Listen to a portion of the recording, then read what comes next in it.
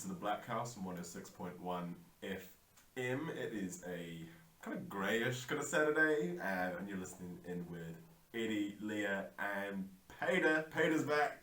Hello. Alright, so we've got a special guest in today, the hip hop artist Blayz. But yeah, just to kick off, like, how's everyone been going? Good weeks, like, keeping busy? Yeah, I mean, you know, that 9 to 5 grind that everybody loves.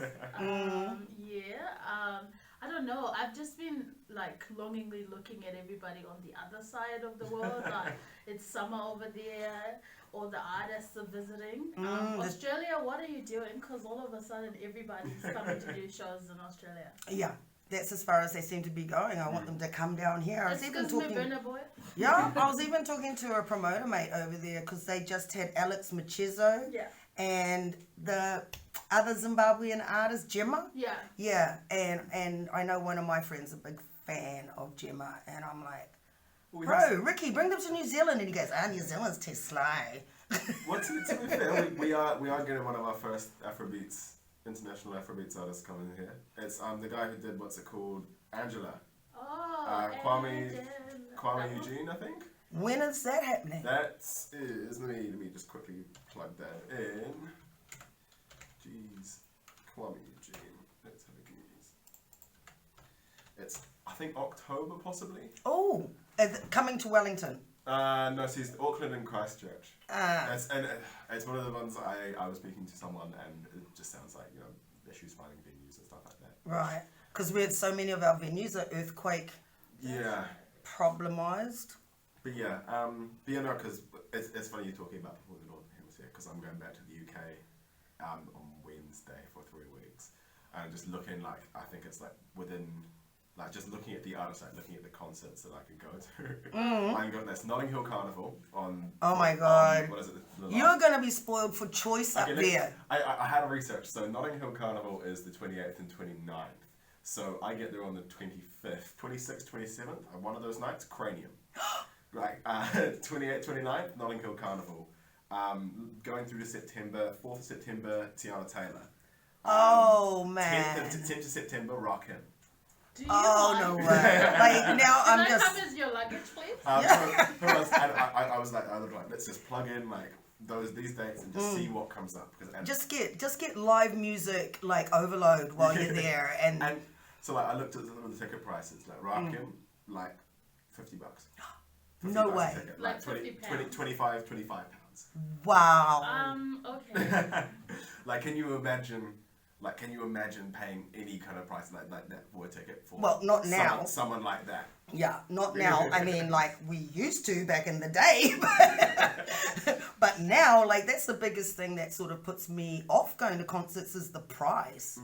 Like, having to fork out $120, nearly $200. Storm's You're not even at the front. Yeah. Like, saving you're paying like $150, you know. At the back. Sit at the back. Well, what we used to do was we used to just jump the fence and you know, crank the doors open and Allegedly. Allegedly, but we all know we did it. see, I find it a really interesting thing of human psychology, because I remember being at Kendrick in Dunedin, and they'd split off, so there was like the front standing bit and the rear standing bit, and all along the sides of the stadium was like the kind of, seated, and I was in the rear standing bit, and I was just like, there's about, I don't know, 400 people in this section alone. And all they have is this little barricade fence with like 4 security guards peppered along it. And I'm just like, it's so easy to outrun security guards.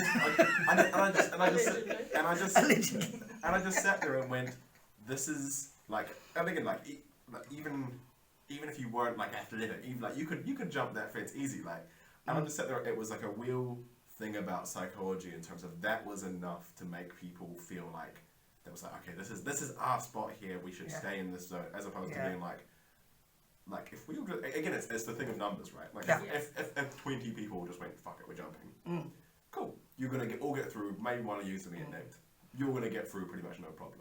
It would be me, the one. I think it's like when it's just one person trying to go jump by himself, and is just conscious, thinking that everyone's just staring at them. So No, it has like, well, I mean, Okay, in the 70s it was kind of a thing at Western Springs because it was so porous. Like the borders of Western Springs were so porous, and that's where a lot of the concerts were held. That often, you know, people would, you know, let you park where their houses were all around the top, and you jump over their fence to get in, and there just wasn't enough. And it was also kind of part of the kind of underground thing about the excitement of going to a concert was getting in a big crowd, you know. Would you have already paid to go? Nope. Oh, okay, because you know, you need to be like, I'm going to be a rapper. Allegedly. I can't keep saying allegedly. For the night, but I already paid a ticket in case the guy picks me up. Also, realistically, how many of these venues that you jump the fences at are still open today? Right. They're just sitting there like, all right, I Yeah. see. Like, I've got some funny stories about that, but it was kind of, you know, that was back in the day, and now we're living in this internet world with cameras everywhere. Like, all the fun's gone. So I've done it myself before too. I went to the back door. are we going to say allegedly to everything? Hey, like, you know, what is the big thing is though, was the artist you like snuck in the back or jumped the fence to see worth it? Like, Yes, actually. Can you imagine doing that and it's like the worst gig you've ever gone to? Actually, one artist brought his dad on tour, an uncle on tour, and the uncle was with doing it for her. He was awesome. He was awesome hype man on stage. So I'm like, I'm here for that guy. He has a hype man, and it looks like his dad. But I don't know if it's his dad or not, or just, you know, a hype man that just happens to be older. And the hype man was awesome. Yeah. Wait, who was the artist that you? No, I wasn't actually an artist, but there was a DJ, and his set was pretty. Yeah. dope, Okay. You know? So, what about you? Have you we're jumped? trying to get in. They're telling us we're too drunk or whatever. We'll find a way in, and Yeah. we did find a way in. No, I've actually had probably pretty good. I feel like when I was in Dunedin, like I knew I was DJing, so I knew a lot of the bar stuff. So a lot of the time, I just got to I got into stuff without having to anyway. You're walking through the bar. It was like. There's porous places everywhere at these venues if you know where to look. I just remember like I was at a gig at Parrot Brewery down in Lyle Bay, and it was the same thing. We're all waiting in line. We were in line about an hour and a half because it kind of packed out. But then a guy jumped the fence. And someone knocked on him. Like, someone like pointed over, was like, oh yeah, and then ran to the security guard. I'm like, what do you get from this? Like, What, the security guard said that? 2 minutes of ruining someone's life. Yeah. It's so funny though.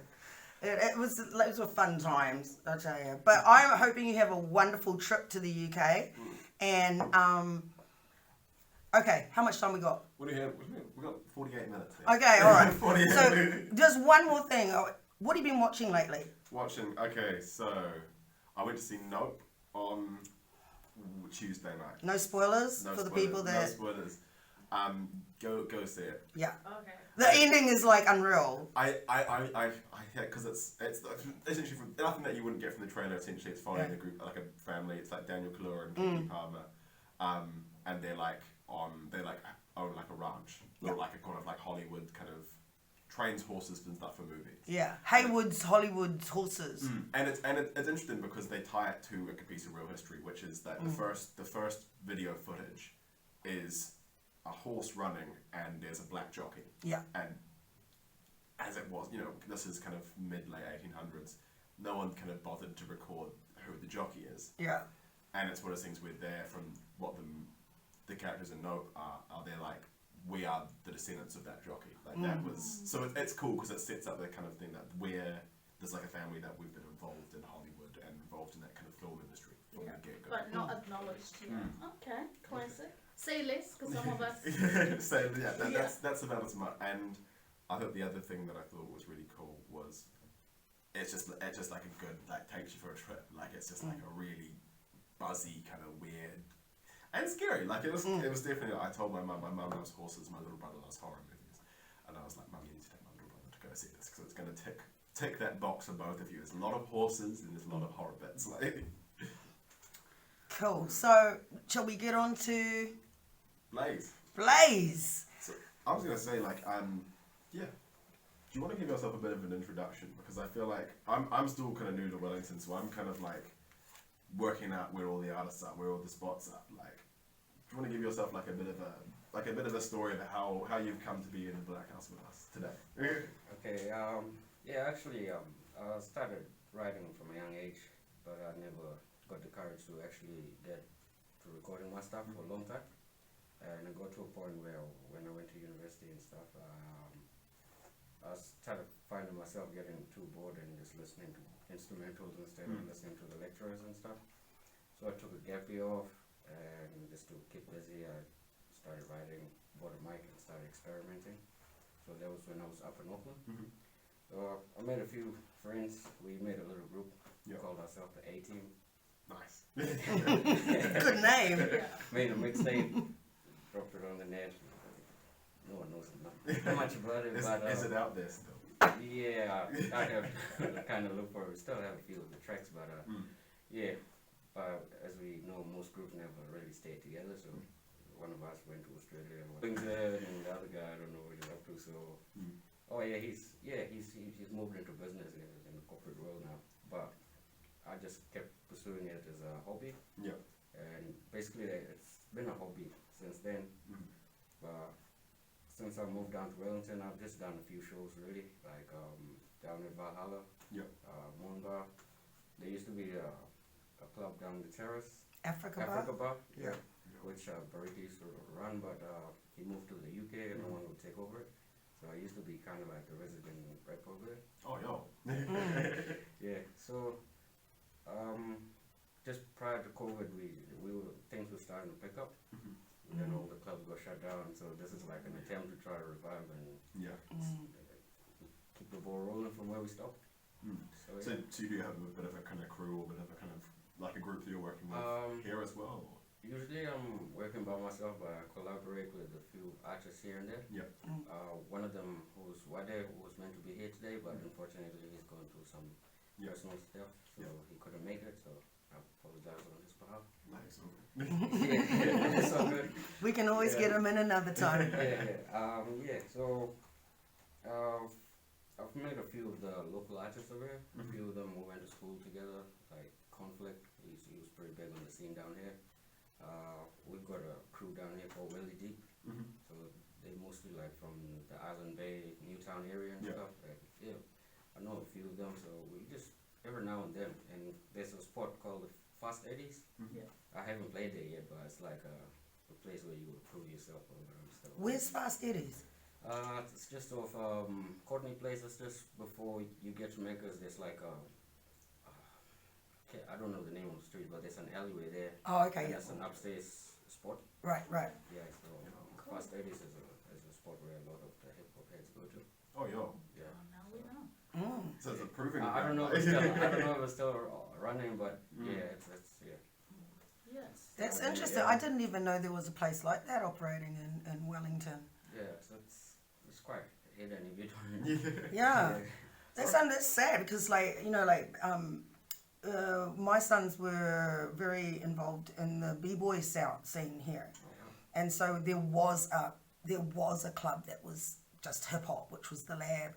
And coming back after being out of the country for 10 years, I was really surprised that I didn't see what was obviously the hip hop club here. And it's really good to know that there's places like that still around. Another hip hop club, because I've been playing the whole family, thing for the last decade or so, so I haven't really been going out. But Boston was another spot where they usually play hip hop. Boston? Yep. Okay. Yep. So what was the name of the other one, the Proving Ground that you mentioned? Fast Eddie. Fast Yeah, Eddie's. well, according to Google, it says it's closed, but then it might be closed because today, it's in the Saturday. afternoon. Yeah, all right. But I'm not sure. But if you are from Fast Cities, you're like, we are going off. Let us know. We want to know about you. Yeah. So what I found interesting was you said that you be in lectures and you are listening to instrumentals instead of lectures, which sometimes that makes for good background music. Yeah. What kind of made you take the leap from just writing your own things, listening to instrumentals, and then wanting to put a beat and words together? It's cause growing up back in Kenya, because I grew up in Kenya. The school that I went to, part of the English curriculum was having to do poetry. Yeah. So I really like poetry. So I used to write a lot of poems and stuff. And after listening to hip hop for a while, I kind of figured out that there was poetry too. Yeah. So I was like, why not write my poetry and just added a beat to it to make it more lively, and that's how it all started. So I think I wrote my first full track, at the age of 12, I think it was. Oh. Which I haven't recorded yet, but I'm gonna do it. Oh, nice. Yeah, so it's like my special song that I'll release it at some stage. Yeah, do you still have like, I was gonna say like, do you still have like the notepads with like, or like a book no, that, or like not that one, but the ones in New Zealand, yeah, I do keep all my stuff, so they just not. Yeah. Yeah, Gotta dig through occasionally. Yeah, go through my boxes and stuff. Yeah, and what was 12-year-old Blayz like? What's the thing that you wanted to get out? Write it on paper. Blayz was just an academic dude. Academic, yeah. Yeah, I mean that was my thing, cause growing up, my family's quite academic as well. Yeah. Like my dad just like one of the top surgeons, or he's retired now in South Sudan. My mom's a nurse. She works here with the elderly, and so ever since I was a child, everyone just kept telling me that I was going to be a doctor, and that was the only thing. But the thing was, I didn't actually know what I wanted to be. Yeah. Yeah. So when we've got this thing called KCPE in Kenya, it's like the national examination where everyone gets graded, and then all the top students get put in the top schools, the national schools, down to the district level. And so I ended up getting to the best school in Kenya. Yeah. But as I kind of lost interest, because I found like I was just being constrained to just think a certain way. Yeah. And I just got bored of it. I never really knew what I wanted to be. I still don't actually know what I wanted to be. It sounds like you're a creative. Yeah. But I do know that I love music, and when I'm down or when I'm happy, sometimes I just feel, I don't even think about it. I just start writing. Yeah. So I just do it. I guess like kind of, you mentioned like obviously like hip hop was big kind of like a that kind of way you started that realization that, you know, hip hop was a form of poetry. Yeah. Like how does that kind of look for you, like in terms of like your kind of style? Like what's the kind of, and I guess like were you drawing on specific inspiration points in the beginning? Or, yeah. And how was that kind of style evolved? See, like I was moved by my dad from South Sudan during the war to live with my auntie in Kenya.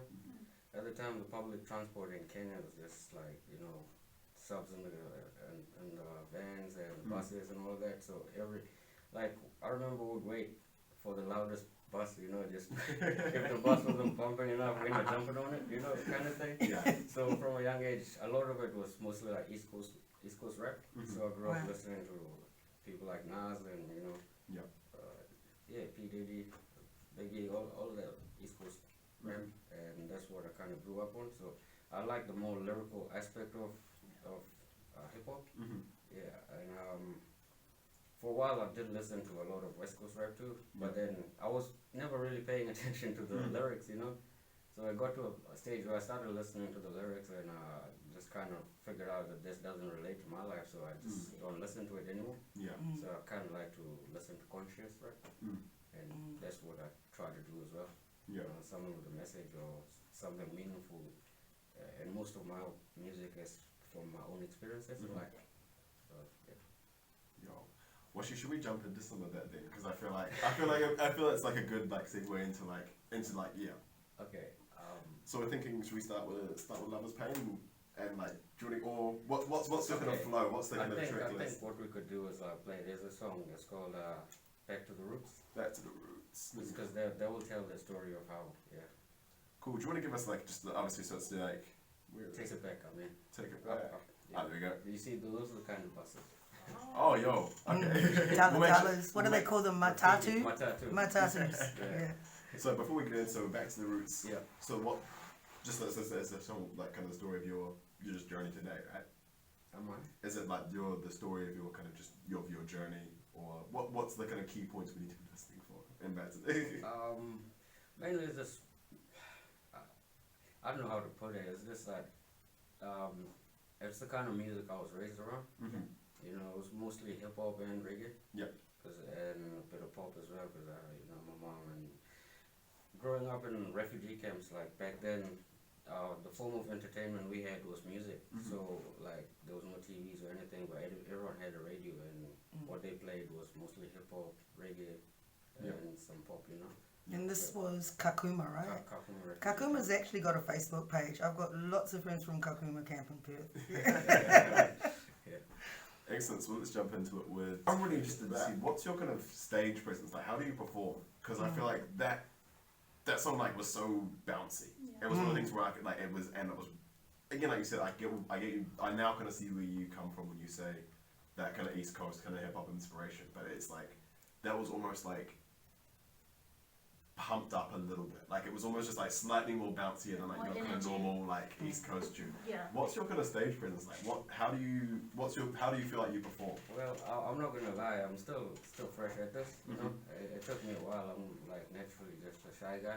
Yeah. You know? But because of my academics, I'm used to being, because in Africa we always have like the President's Day where all the top students get awarded presents for being tops. So I'm used to being in front of crowd, but not usually performing. Yeah. So like I'm just trying to build up the courage. You know, I've only done a few shows under my belt so far, but I'm trying to work and improve on that. So I'm trying to do as many gigs as I can. Yeah. So hopefully, if this goes well, it should be a stepping stone for more shows to come. And what do you hope to, like, sometimes we don't always know, like, you know, what we're giving out to other people, but you know, when you go out there and you want to present your music, what's like the thing that you want people to leave with, like to be like, I listen to Blayz and this is the message I'm going to take with me?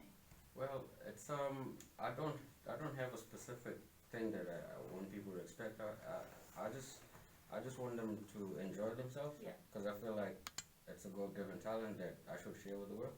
So if they leave and they're happy about the show and my performance, that's good enough for me, you know. I love that. Enjoy yourself. Sometimes it doesn't need to be serious. No. I just want to leave enjoyment. I like that one. I noticed on one of your tracks that you rap in Swahili as well as English. How many languages can you actually rap in? Well, fluently I think I can speak 3, but I can understand 5. Because my mom and dad are from 2 different tribes. There's Dinka and Nuer, the 2 largest tribes in South Sudan. And so they both speak different languages. I grew up in Kenya, so I speak Swahili because it's compulsory at school, English. And the other one is a bit of Kikuyu, which was they're the Bantus that live at the base of Mount Kenya, central Kenya. So I can understand a bit because I did live there for say about almost 7 years. Yeah, so, when you're thinking about rapping in Kikuyu or Swahili or any of those other languages, are you thinking about like beat and cadence and which do you prefer? Do you prefer rapping in English or rapping in Swahili, or is it pretty much the same for you? For me, it's the feel of it. Like if I'm looking for, because I focus on trying to rhyme. So if I feel like I'm not finding the right English word to fit in there, I can just like try to look for another word in another language that will work with it. Yeah. But sometimes it's like I might just decide, okay, I want to do a song just in Swahili, and I could just do that. Yeah. But because I live in New Zealand and I'm trying to represent New Zealand hip hop as well. So, for the fans in New Zealand that want to listen to my song and what I'm talking about, it has to be mostly in English. You know? Yeah. So. Do you find that you kind of it's easier or more difficult to talk about certain topics depending on the language? Like I know I've talked to people who kind of have very different personalities. Like one of my best friends speaks Portuguese, Spanish, and Mandarin as well as English, and he's like, there are things that I can do in Portuguese. I feel much more confident whenever I'm speaking Portuguese and in Portuguese settings than I do when I'm in English speaking settings. And do you it's almost like I have different personalities depending on the language that I'm speaking. Do you find that in music there are certain things that are easier to do in Swahili as opposed to English, or like topics that you find easier talking in talking to the good one question. language? Yeah, I mean like for more serious topics, I think I'd rather stick to English because that's my everyday language, go to languages that we live in New Zealand. But with stuff like club songs and stuff like that, I would easily use Swahili. Yeah. You know, just because like we'll be in the club at that time and no one's really paying attention. Yeah. They just want to hear something that sounds good, you know. So yeah, it depends on the topic. Should we jump into another song actually? Because I feel like I'm always going to pepper them through as we go. Yeah. Okay. What was your next recommendation? I'd go with let's see. Okay. Start for choice. I Will Survive. I Will Survive? Yeah. So you're like, I'm curious here about your kind of recording setup, because I feel like you mentioned obviously, yeah, you like started out, bought a mic, like what are you kind of recording with? Like what's your what's your setup now like? Starting. Yeah, okay. Fruity We're Loops? taking like way back. We were like playing around, freestyling with a few friends. Like the first ever recordings that never made it, thank God. Never. We're done on the Skype mic. Yeah, but then after that, ended up. Sorry, Skype mic. Yeah. Skype mic? What? Yeah. Skype, yeah. This was in high school. You know, we were just playing around. Yeah. And we thought, oh yeah, we could, play around with what was it called, GarageBand. Right. At Yeah. the time, Yeah. and we were like, oh yeah, we can do this. Yeah. Long story, but. My first condenser mic was basically just the USB plug-in ones, and got Fruity Loops and started playing around with it. Yeah. Learned the basics, but I had a friend. He's actually he's an artist as well. He was one of the members of the A-Team. His name is Supernatural Clash. He's based in Auckland. He's released a few albums, but he's actually really good at producing. So he used to make all our beats. Yo. Yeah. For me, I just focus on the lyrics and basically do the beats and stuff. Yeah, down here, kind of like just got audio interface. Yeah. Those Scarlett mics and just Mac basically. Yo. Jump on Logic. Nice. Yeah, but I don't make beats anymore because I don't have the patience for it. Yeah. So I'd rather let people who are good at it make the beats, and then I just buy the beat or the license of it, and then Yeah, I was gonna say like I feel like it's probably that tricky sort of balance, right? You kind of want to get like, and again, like when you're in a group situation, it's probably super helpful when you have people who are making the beats. Plus, you do bounce ideas off each other though, so it's like it's better when you have other musicians around you. So like down here, White, he's actually more into production, but he's quite a talented rapper too. He's got a different style altogether. Okay. Because I noticed on a few songs you've got a very powerful singer on there. Who's that? The deeper voice? Yeah. Yeah, that's what it. Oh wow. Yeah. Yeah, and then you've also, I've heard you've got on a few of those songs there was a female singer in the back. Yeah, that's her name's Mitz. Yeah. She's from the Cook Islands. Okay. So yes, I was actually hanging out with her last night. Right. Tried to get her to come, but she's got family commitments. So right. Unfortunately, that's how these things work. That's how it works. Yeah. And like what are there people around New Zealand that you'd be interested in collaborating with? Like, do you have your eyes to like I'd really like to do a track with that person? Or I've got a few. Actually, one of them is I think you guys know him. I look at him like big bro, like Razor. Oh, Razor Baby, yeah. we were actually shared a stage one time in Palmerston North, and that was the first time I felt so cool, Yeah. Like we on the same stage, because I seem like big bro. Yeah. And we were meant to actually do a collab, but I got myself into a bit of trouble back in the days, and by the time I got out of the trouble, moment passed. Someone else had already jumped on the track, so he moved on to bigger and better things. So him. And so I hope Razor's listening today. Like we've got a young man here called Blayz who wants to get on a track with you. So just give us a call at the Blackhouse and we'll make it happen. For sure. Now acting as A&R for Blayz. When the moment's hot, why not? Yeah, no. And so are you you said that you kind of moved away from the making beats and more focused on the writing and lyrics and things like that, what has to come first for you in your like process? Like you hear a good beat and you're like, now I want to write something, or do you like, I write something and then now I need to find a good beat for it? It happens both ways. Like sometimes I would just be, I don't know, on the bus, you know, when we all try to avoid eye contact with other passengers, you know, trying to think of something and an idea might pop into my head, and okay, sweet, quickly just put a note down on my phone or whatever, and then when I get home, I'll just like try to make a verse or, you know, a hook. So is it like a daily habit now for you? It just happens randomly, to be honest. I don't have like a specific time where I decide to sit down and say, oh, I'm going to make this, and now it's just when the inspiration is there, it's there. I don't try to force it. So you'll notice I have a lot of singles, but I've never released an album. So it's just, when it comes out, just record it, release it as soon as that. See, I've heard a lot about artists, and that's actually like a much, in the modern era, in the streaming era especially, that's a much more viable strategy. Where it's almost that kind of thing of, it's almost like it's like perpetual hype. You keep building a hype. It's not like you have build up, album drop, kind of hype drops off. Build up, album drop, hype drops off. It's almost like you just keep that flow going. Well, what I've noticed is that like there's not too many people that got time to be listening to a full album. If I'm asking you to listen, take 4 minutes of your day to listen to my track, I think that's fair enough. You know, I'm not expecting people to listen to all my tracks in one day and stuff.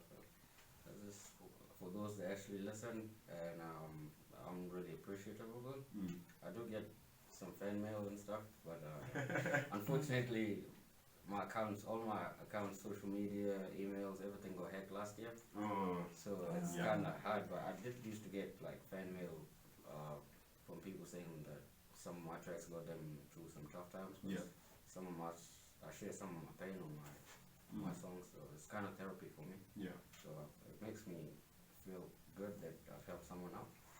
And I think ultimately, like, I remember one of my mates who's a musician was that I really like the idea of performing to like a huge like festival crowd, but I also like the idea of just performing to like 2 people and like connect. And I feel like that's like a really valuable thing. I think is that like that. I think that's almost more like kind of the sort of thing is you're connecting with someone directly to their experience. Personally, I'd rather have a small fan base that actually appreciate my music than a big crowd. They're just there because this the next hype up guy and stuff. I don't have too many followers or anything like that, and it's not my intention to. That's not my intention. It's not why I do music. I'm not doing it. I said in one of my raps, I'm not trying to be on the cover of a magazine.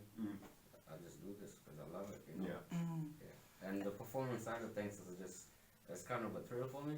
So it's excitement.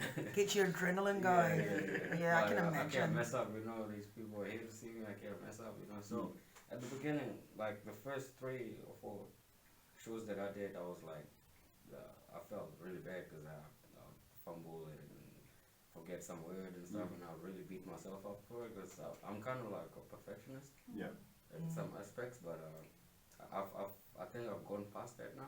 Just accept that we all do make mistakes, so if I do make a mistake, just quickly, because at the end of the day, you know, so it's all about having fun too. You've performed at Valhalla, Africa Bar, Moon, St. Patrick's. St. Patrick's. There was one time with DJ Tendekai. Right. DJ doesn't. He did invite me there for the Matariki celebrations. Sure. I just went and did a track there. So maybe we should play that later on. It's called "Don't You Worry." It's got kind of a reggae feel to it, but still, I just rap to it anyways. It's not on there. So, should we jump into that now? Yeah. Give it a whirl. Okay. We are back from the Blackhouse. That was "Don't You Worry" from Blayz. You were talking before a bit about, like, you and your mates used to be kind of like freestyling back and forth. Is it something you've kind of still kind of maintained? Because obviously talk about like East Coast inspiration, like, freestyle was such a big part of that kind of East Coast hip hop scene. Is that something you kind of have carried with you, or?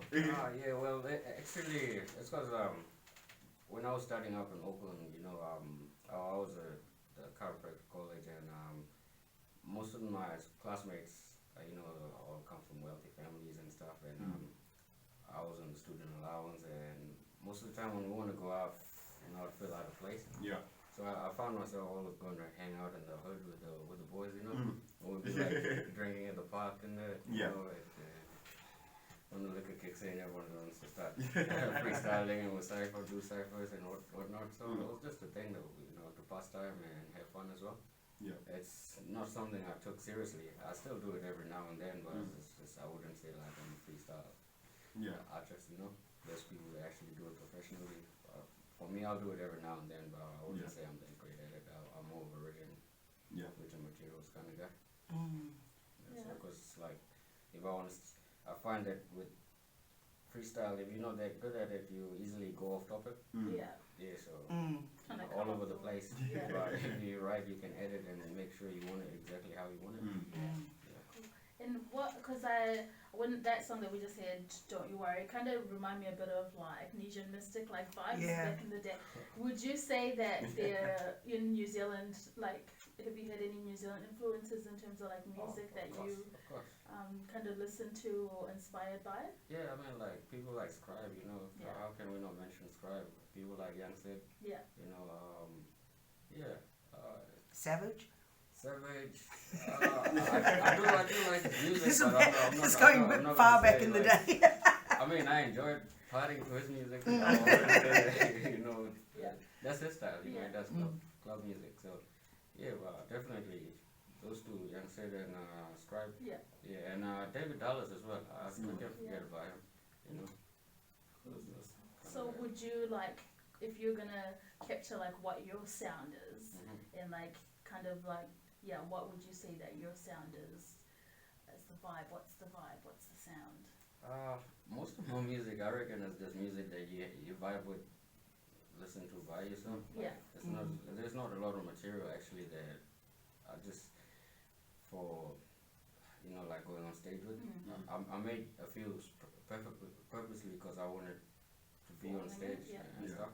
But a lot of it is just life experiences. So I might come on as being too serious sometimes.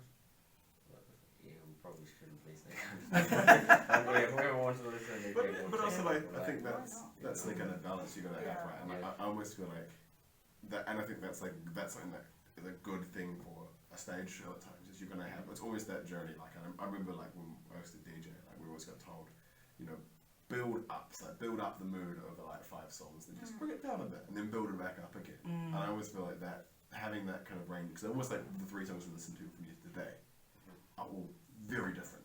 They're all like remarkably different, and I think that's an amazing thing for artists to have. Is that shows range. That range. Like some of the tracks like Love is Pain. That's like really emotional, but at the time what I was going through, the only way that I could express myself was putting it into a song. And like because I recently broke up with my baby mama. She was my fiance actually, but unfortunately things didn't work out. So that's how Love is Pain came to be.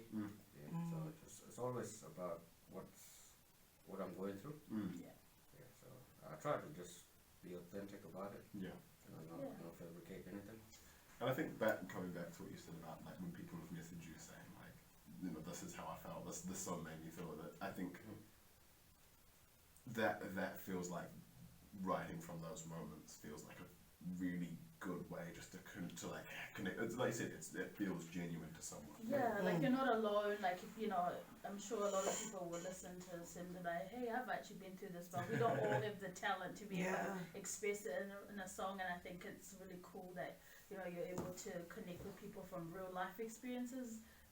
So I mean, like some of the experiences in my life were written in a dark place, when I had no other outlet, so it was just me just pouring out my heart. So I just. And how many like other people would have been in that same situation and not had anyone to talk to about it?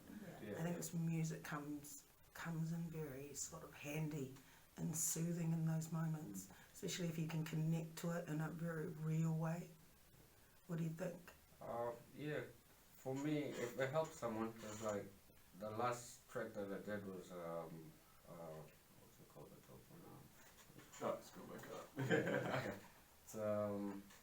Hold On to Life. The song Hold On to Life basically is about suicide awareness. Because there's a lot of young people taking their lives these days. Yeah, I've noticed the uptick. The mental health issues are just on the rise. And there's not enough help out there, you know. So I've been to mental health institutions myself in the past. And so sometimes it's just like it says in the song, check on your bros, you know. You know, you never know the people that need the help. Sometimes they don't know how to ask for help. And sometimes some people are too proud to ask for help as well. Yeah, and it's not like I think within our communities we find it's probably the same across most people of colour. We're fighting so much for what we have right here, that mental health is perceived as a weakness, when in actual fact it's a time when you need to take a step back and take care of yourself. Yeah, definitely, because you know there's so many parts of our stories as well, and from your music, you know, we can hear that you've had so many different experiences, and I just love that, you know, it's kind of still saying that message of you know, take care of yourself, there's value in being able to you know, look after your mental health and things like that, because I think in our communities we don't always have the spaces to talk about, you know, what really happens, and a lot of suppression and so I think people would be able to, I mean, I might have heard it from this song, but it gets the conversation going. I mean, even, you know, it goes back to even how we were raised as kids, you know, back home, and boys don't cry, that kind of stuff, you know. For a long time I was that kind of guy, you know, I gotta be this tough guy, blah blah blah, but you know, soften out. Everyone cries, you know, there's nothing wrong with it. 100%, no, that's really cool. I also feel like, and again, like I said, like a line like check up on your boys is going to resonate so much more with someone than you know, those kind of lines and that kind of language is something that's going to connect with people, like in a way that. Well, I try to write it in the language that people understand. Like, even I make references to the Borolo, you know. Just keeping it local, but you know, at the same time, people here can understand and know that he's one of them too. And at the same time, it's international language, so and I think we talk a lot here on the show about mental health and how it affects its impact in our communities, our Pan-African communities. I know in particular from our generation, we're not very good at listening. I know that for a fact. We're not very good at paying attention, and I think it's so important that younger people actually start talking about this sort of stuff more, and having these conversations with each other. I can't apologize enough for the Generation X. Like, I really can't. The other thing that I noticed is because like most of our parents, they come here and they just want to work, you know, for a better life for their kids. But in the process of doing that, a lot of them get caught up too much with work. Also the kids have no one to actually guide them. And also their own trauma. I mean, I know from just observing some people that you've got parents, like I mean, I'm old enough to be a parent. So you've got parents that are actually not even processing their own stuff to be able to listen out for anybody else's stuff. And so like there's this period where, I think there's this period where it becomes all about me and me surviving. And then after that, it's like hopefully maybe a generation from that, we can say that a generation can look and go, oh, okay, so they were going through stuff too while I was going through stuff. You know what I mean? And they were so caught up in their stuff. Yeah, they're humans too. Like, I have to keep telling that to my son. He doesn't believe that we're human anymore. They don't. I don't know. Like, But I mean, I work through my mental health with humor and sarcasm.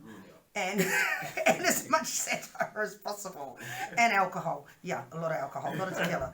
I mean, I just love that, you know, from your story, this is a way of people being able to express themselves and tell their own stories, and I think it's a real inspiring thing, you know, to kind of, you know, people who relate to you, who don't even know you, who be like, you know, maybe this is a way that I can express myself, so it's cool that you're sharing your story with the world, so thank you for that. Thank you. And I think it's awesome that young men, young African men are actually talking about this stuff. This is so important. You don't know how important this is.